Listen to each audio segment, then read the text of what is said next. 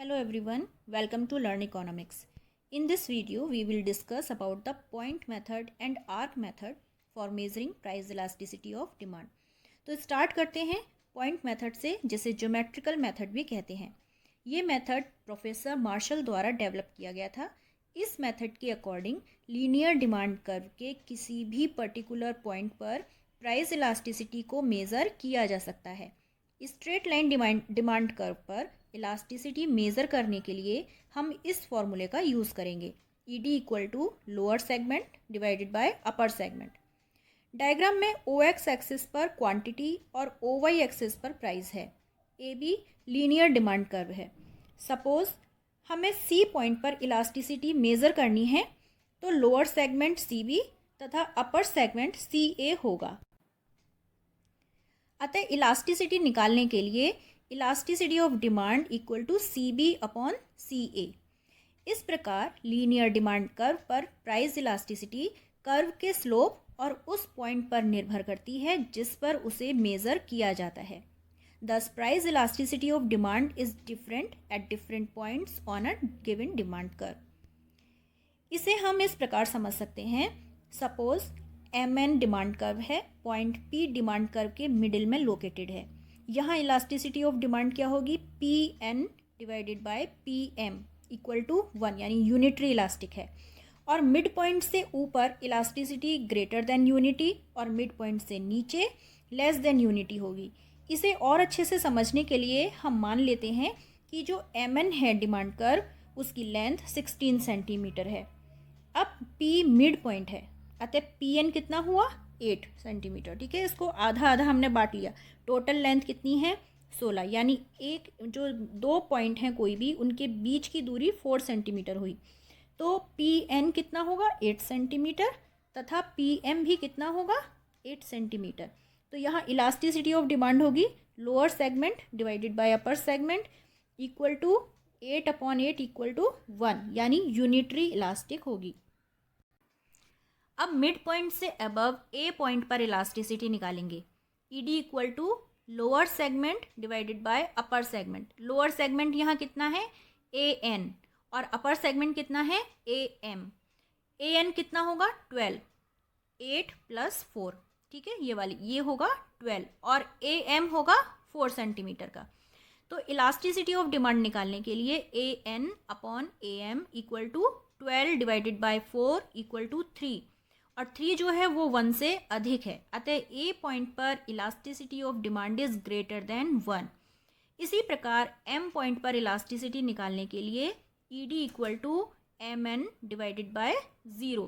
0 क्यों लिया है? क्योंकि इसका कोई भी अपर सेगमेंट नहीं है.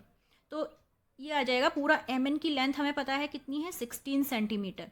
तो जब नीचे अपर सेगमेंट हमारा है ही नहीं, तो उसको हम 0 मान लेंगे. तो 16 डिवाइडेड बाय 0. और जब कभी भी हम डिवाइड करते हैं 0 से, तो आंसर आता है हमारा इन्फिनिटी. B पॉइंट पर इलास्टिसिटी ऑफ डिमांड निकालने के लिए BN डिवाइडेड बाय BM, यानी lower segment upon upper segment. Elasticity of demand कितनी होगी? BN कितना है? 4 सेंटीमीटर और BM है 12 सेंटीमीटर, यानी 1/3 इक्वल टू 0.33, जो 1 से कम है. अतः elasticity of demand is less than 1. अब N पॉइंट पर इलास्टिसिटी निकालने के लिए lower segment divided by upper segment equal to lower segment कितना है? 0. ठीक है, क्योंकि उससे नीचे कोई है ही नहीं. डिवाइडेड बाय अपर सेगमेंट कितना है? MN. तो इलास्टिसिटी कितनी होगी? 0 डिवाइडेड बाय 16.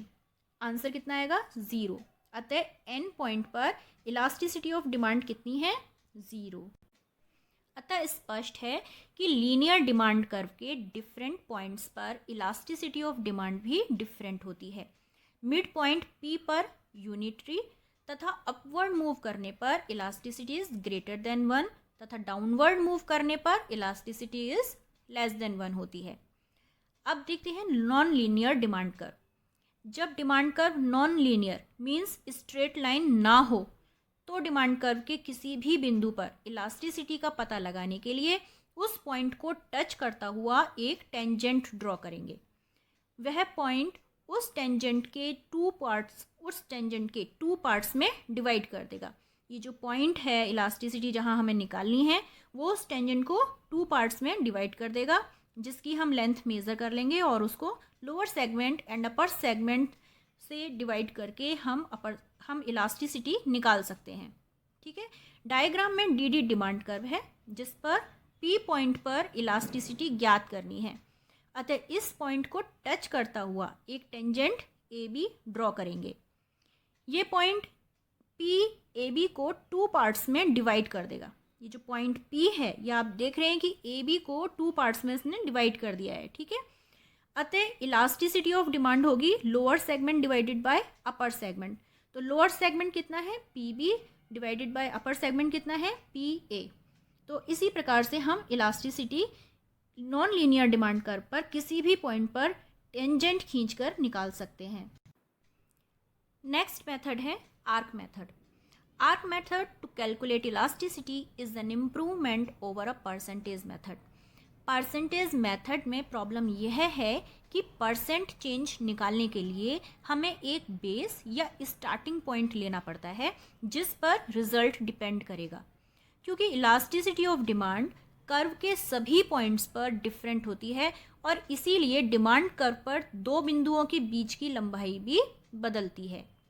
यह मेथड तभी रिलेवेंट होगा जब प्राइस एंड क्वांटिटी डिमांडेड में परिवर्तन बहुत कम हो, बट अगर यह चेंजेस बहुत अधिक हैं तो परसेंटेज मेथड से गलत परिणाम प्राप्त होगा। Initial price and initial quantity को new price and new quantity से रिप्लेस करने पर इलास्टिसिटी ऑफ डिमांड भी बदल जाती है। इसे हम इस एग्जाम्पल में देख सकते हैं। एग्जाम्पल में प्राइस और क्वांटिटी दिए हैं। जब प्राइस 4 रुपीज़ था तो क्वांटिटी डिमांडेड 1 थी, और जब प्राइस 2 रुपीज़ हो गया तो क्वांटिटी कितनी डिमांड की जा रही है 4। तो यहाँ पर इनिशियल प्राइस कितना है 4 रुपीज़ और न्यू प्राइस है 2 रुपीज़। तो जो डेल्टा पी है जो प्राइस में चेंज हुआ है वो कितना आएगा 2 - 4 = -2। क्वांटिटी कितनी है यहाँ पे क्वांटिटी डिमांडेड इनिशियल वाली 1 और न्यू क्वांटिटी डिमांडेड कितनी है 4। तो डेल्टा क्यू निकालेंगे हम, यानी क्वांटिटी में जो चेंज आया है वो है 3 यूनिट्स। तो इलास्टिसिटी ऑफ डिमांड निकालने के लिए हम फॉर्मूला यूज़ करेंगे percentage change in quantity demanded divided by percentage change in price. Percentage method को मैंने अपने प्रीवियस वीडियो में बताया है जिसका लिंक मैंने अपने डिस्क्रिप्शन बॉक्स में दिया है, आप वहाँ से देख सकते हैं। तो इसे हम अब लिखेंगे फॉर्मूले को ED = delta Q divided by Q × 100 upon delta P divided by P × 100। तो ये फॉर्मूला हो जाएगा delta Q upon delta P multiply P upon Q। ठीक है, तो अब इलास्टिसिटी ऑफ डिमांड निकालने के लिए हम ये सारी वैल्यूज़ इसमें पुट कर देंगे। डेल्टा Q कितना है हमारा 3 और डेल्टा P है -2 मल्टीप्लाई P है हमारा इनिशियल प्राइस है 4 और इनिशियल क्वांटिटी कितनी है 1। तो जब हम इसे सॉल्व करेंगे तो हमारी इलास्टिसिटी ऑफ डिमांड कितनी आ जाएगी 6। तो ये जो इलास्टिसिटी ऑफ डिमांड है ये 1 से बड़ी है, इसीलिए elasticity of demand is greater than 1 होगी यहाँ पे।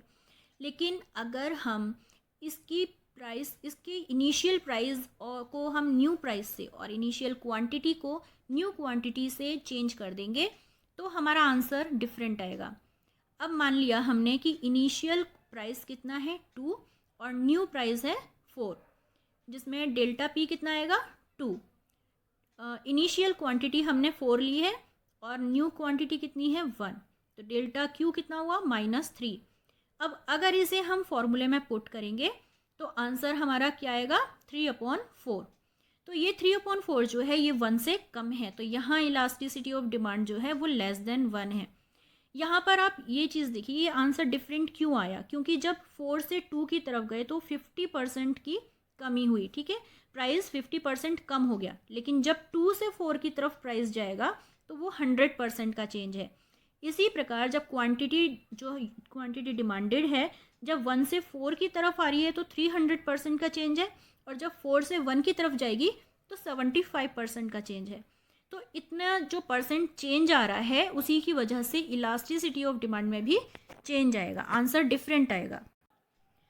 तो according to this method average price और एवरेज क्वांटिटी का यूज़ किए जाने पर जो इलास्टिसिटी प्राप्त होगी उसे आर्क इलास्टिसिटी या चाप लोच कहा जाता है। आर्क जो है वो डिमांड कर्व डी पर 2 पॉइंट्स ए और बी के बीच का भाग कहलाता है। आर्क इलास्टिसिटी निकालने के लिए हम प्राइस का average P1 plus P2 divided by 2 और क्वांटिटी का average Q1 plus Q2 divided by 2 का उपयोग करेंगे। हम ये क्यों करते हैं? क्योंकि जो हमारे परसेंटेज मेथड में जो कमी रह गई थी उसको इस मेथड के थ्रू दूर किया जा सकता है। अब इसमें इस मेथड का यूज़ करके जो इलास्टिसिटी ऑफ डिमांड जो चेंज आ रही थी अब वो नहीं आएगी। तो आर्क इलास्टिसिटी का फॉर्मूला है, तो आर्क इलास्टिसिटी यूज़ करने के लिए हम इस फॉर्मूले का यूज़ करेंगे। ED equal to change in quantity demanded upon average quantity demanded divided by change in price upon average price.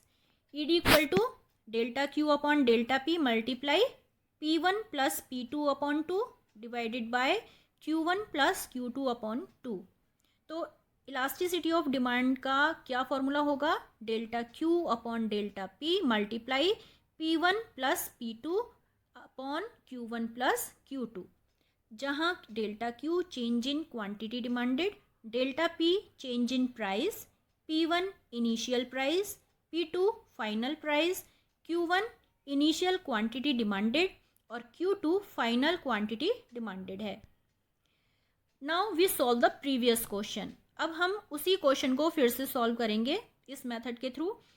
P1 हमने 4 लिया है, P2 2 है, डेल्टा P -2, Q1 1 है और Q2 4 है। तो डेल्टा Q कितना आया? 3। अब हमने फॉर्मूले में पुट कर दिया। फॉर्मूला हमें पता ही है, अभी हमने पढ़ा था। फॉर्मूले में सारी वैल्यूज़ पुट करने के बाद हमारी इलास्टिसिटी जो है वो 1.8 आई। तो 1.8 ठीक है, जो 1 से बड़ी है, तो इलास्टिसिटी इज ग्रेटर देन 1।